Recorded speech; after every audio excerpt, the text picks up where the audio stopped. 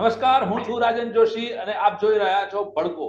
મિત્રો, રોજ હવે અમે નવા સમાચાર આપતા રહીએ છીએ, તાજા સમાચાર આપતા રહીએ છીએ અને બાયડ તાલુકા વિશે તો ખાસ કરીને અરવલ્લી જિલ્લાના સમાચાર આપતા રહીએ છીએ, કારણ કે એ સમાચાર જનહિત માટેના હોય છે. આગળ સમાચારને જોતા પહેલા ચેનલને લાઈક કરી લેજો, શેર કરજો અને સબસ્ક્રાઇબ કરતા રહેજો. આજે અમારી સાથે જોડાઈ ગયા છે બાયડ શહેર પ્રમુખ રાહુલ પુરી ગોસ્વામી અને એક 1000 કરોડથી વધારે રકમની વાત કરવાના છે રાહુલ પુરી ગોસ્વામી. રાહુલ, જણાવશો કે શું ઘટના છે? સાંસદની 1000 કરોડથી વધારેની શું વાત છે? નમસ્તે રાજનભાઈ.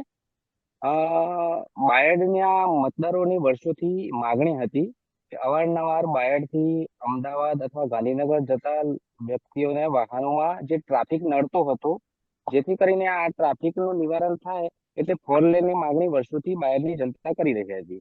અને આ માટે જ અમે રૂબરૂ મુખ્યમંત્રીશ્રીને જઈને રજૂઆત કરી હતી.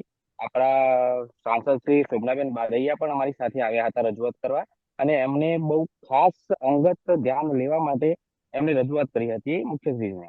અને એ બદલ જ્યારે અમને તો એવું જ હતું કે ફક્ત 4 માર્ગીય રસ્તો મંજૂર થશે, પણ મુખ્યમંત્રીશ્રીએ જે કહેવાય ને કે એમને વિકાસની એટલી બધી લગની લાગેલી છે કે એમને હાઈ સ્પીડ કોરિડોર, કદાચ કોઈને સપને વિચાર્યું જ નહોતું કે બાયડમાંથી હાઈ સ્પીડ કોરિડોર નીકળશે, અને એના માટે 1926 કરોડ જેટલી માતબર રકમ મંજૂર કરવામાં આવી છે.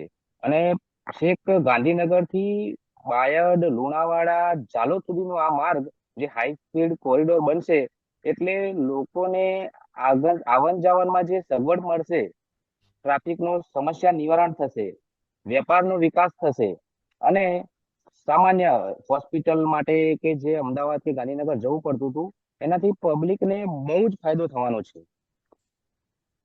જી રાહુલ, જણાવશો કે આ જે કોરિડોર જે થવાનો છે એ માટેની મજબૂત રજૂઆત કોની હતી? માગણી તો વર્ષોથી જનતાની જ મજબૂત કહી શકાય, પણ એક માધ્યમ ભારતીય જનતા પાર્ટીના પ્રમુખ તરીકેની મેં પણ કરી હતી. બાયડ તાલુકાના પૂર્વ પ્રમુખ હતા માનસીજી પરમાર, એમને પણ પ્રબળ રજૂઆત કરી હતી મુખ્યશ્રીને. પણ અમારું કદાચ થોડુંક કંઈક ઓછું પડતું હશે, જેથી કરીને આપણા લોકલાડીલા સાંસદ શ્રી શોભનાબેને પણ આ બીડું ઝડપ્યું અને અમને સાથે લઈને મુખ્યમંત્રીશ્રીની મુલાકાતે ગયા. મારા અંદાજ એટલે પ્રમાણે અમારી બાયડ મહેનતનું પરિણામ તાલુકાને આજે આવી સરપ્રાઈઝ મળી હોય એ અત્યાર સુધીના સાંસદોમાં પ્રથમવાર છે. હાજી, પ્રજાએ જે મત આપ્યો છે ભારતીય જનતા પાર્ટી ઉપર વિશ્વાસ આપીને, એ મતના કારણે આજે સાંસદશ્રીએ પ્રબળ રજૂઆત કરી. આપણે જોયું હશે કે હમણાં થોડા દિવસ પહેલા સંસદમાં પણ એમને બાયડ નડિયાદ નેશનલ હાઈવે માટે પણ એમને રજૂઆત કરી છે, અને બહુ જલ્દી જ એની પ્રોસેસ ચાલુ થાય એના માટે એમને અપીલ પણ કરી હતી. ખૂબ ખૂબ આભાર રાહુલભાઈ. ફરી મળીશું નવી વાતો સાથે, નવા સમાચાર માટે, જનતાના હિતની વાત કરવા માટે. ખૂબ ખૂબ આભાર.